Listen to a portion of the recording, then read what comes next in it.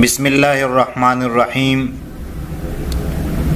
आज मेरा लैपटॉप ख़राब है, बर्दाश्त करेंगे क्योंकि आवाज़ साफ़ नहीं आएगी। तो आज की वीडियो में हम सुनेंगे एक मुसलमान बच्चे से कुरान की तिलावत और एक यहूदी बच्चे से उनकी जो किताब है तौरा वो सुनेंगे, और ईसाई बच्चों से उनकी जो किताब है बाइबल वो सुनेंगे। तो आइए सबसे पहले यहूदी बच्चे से सुनते हैं कि ये अपनी किताब किस तरह पढ़ते हैं।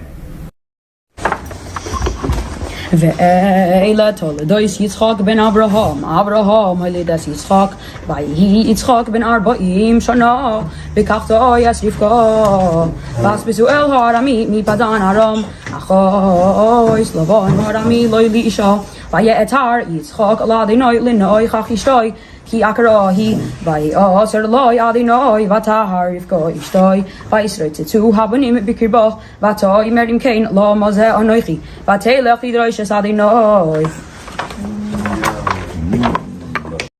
जी आपने इनसे सुना, अब आते हैं ईसाइयों की तरफ। तो आइए ये भी सुने कि ये लोग अपनी किताब किस तरह पढ़ते हैं।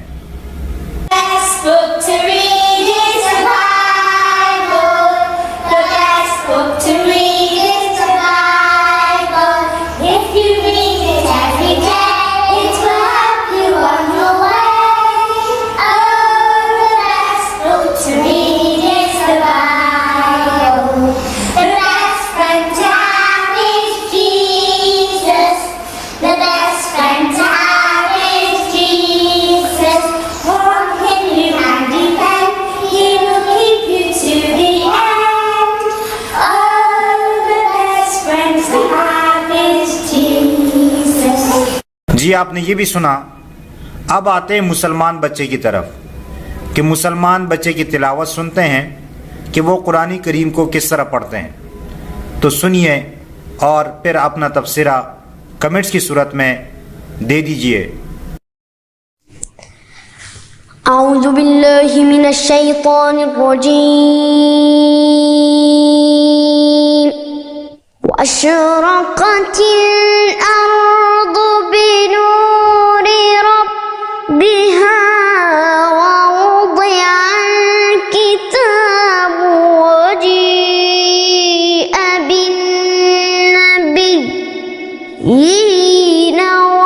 वश्शुहदा'i वक़ुदिय बैनहुम बिल्हक़्क़ि वहुम ला युज़लमून। तो जी आपने इनकी तिलावत सुनी। ये कुरानी करीम का एक मौजिज़ा है। कुरान के जो अल्फाज है वो बिल्कुल दिल पे लगते हैं। तो आपने ये इनकी तिलावत सुनी और आपने महसूस भी किया होगा, तो अपने राय का इज़हार कीजिएगा। अल्लाह ताला से दुआ है कि अल्लाह ताला हमें कुरानी करीम समझने और उस पर अमल करने की तौफीक अता फरमाए। आमीन सुम्मा आमीन या रब्बल आलमीन।